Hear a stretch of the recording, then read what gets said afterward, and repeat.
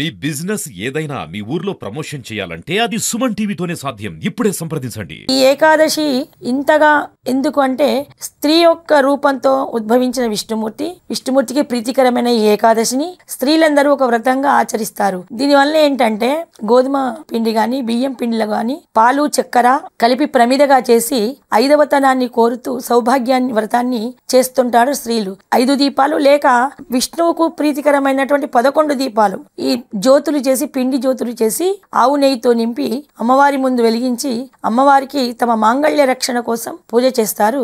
ఏకాదశి రోజు ఉపవాసం చాలా శ్రేష్టము. ఉపవాసం అంటే నిరాహారము, పళ్ళు ఫలాలు కూడా ఏమి స్వీకరించకుండా ఒట్టి నీరు మాత్రమే స్వీకరించి అది ఒక వ్రతము. అయితే ఈ వ్రతాన్ని చేస్తున్నప్పుడు గర్భిణీలుగా గాని చిన్న శిశువుకు పాలిచ్చే బాలింతలుగా గాని పిల్ల తల్లులు కాని ఉన్నప్పుడు వాళ్ళు పళ్ళు గాని ఏదైనా పిండి వంటలు గాని తినడానికి యోగ్యత ఉంది అని పురాణాల్లో తెలుపబడుతోంది.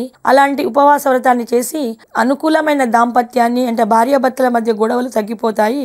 ఇది సాక్షాత్ అమ్మవారి శక్తి స్వరూపిణి పార్వతీదేవి యొక్క శక్తి విష్ణువు యొక్క శక్తి కలిపింది కాబట్టి వైష్ణవిదేవి. ఇప్పటికే వైష్ణవిదేవి ఆలయాల్లో ఉత్పన్న ఏకాదశి చాలా ఉత్సవాలు చేస్తారు. అయితే ఆ వైష్ణవిదేవి ఆలయ గుహల నుండి కూడా ప్రవహించే అలకానంద నది మనకు బద్రీనారాయణంలో చాలా సముద్రంలాగా ఉప్పొంగుతూ తెల్లటి నొరగలతోని చాలా స్వచ్ఛమైన నీరు, అటువంటి నీరుతోని వన సంపద బదరికా ఫలాలు చాలా ఆరోగ్యప్రదమైనవి. జ్ఞాన జలనిధులు అంటే సరస్వతి యొక్క జ్ఞానం వలన మేధా వికాసం బాగా జరుగుతుంది. ఇలాగా ఉత్పన్న ఏకాదశి వ్రతాన్ని చేసి పుత్ర సంతానాన్ని పొంది అనేకమైన జీవిత సమస్యల నుంచి దీని వ్రతాన్ని అనేక రకాలుగా ఉంది. ఆవు పాలు తెచ్చి దాంట్లో బెల్లము కలిపి ఉదయం వేళలో అంటే 10 నుంచి 12 జాములకు సూర్యునికి ఎదురుగా నివేదించి దాంట్లో పచ్చకరుపు కలుపుతారు. అది కలిపి సూర్యునికి నివేదించి బెల్లము పాలు పచ్చకర్పూరము విష్ణుకు చాలా ప్రీతికరమైనవి.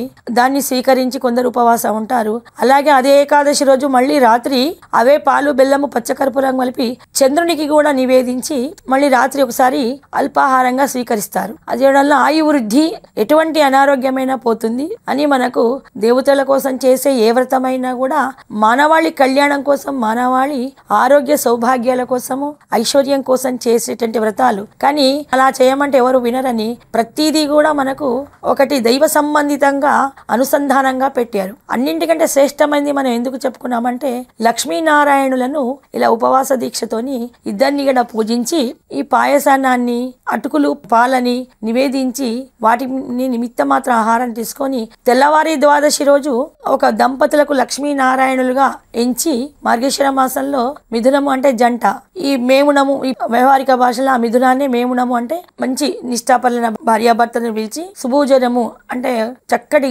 ఆహారాన్ని ఒక తీపి పదార్థాన్ని ఒక పులుపు పదార్థాన్ని మనకు భగవద్గీతలో శ్రీమన్నారాయణ చెప్పినట్టు చప్పరించేది తినేది కొరికేది ఇలాగా ఒక 16 రకాల వంటలు చేసి వాళ్ళకు కడుపు నిండా భోజనం పెట్టి వస్త్రము తాంబూలము దక్షిణ లాంటివి సమర్పించి దీపదానం కూడా చేసుకుంటారు. దీనివల్ల బతికినంత కాలము ఆరోగ్య సంపదలు ఆయురారోగ్యాలు సంతానాభివృద్ధితో బతికి మంచి సాత్విక స్వభావంతో ఉండి తదనంతర మరణాంతరము మోక్షాన్ని పొందుతారు. ఇది ఉత్పన్న ఏకాదశి యొక్క విశిష్టం.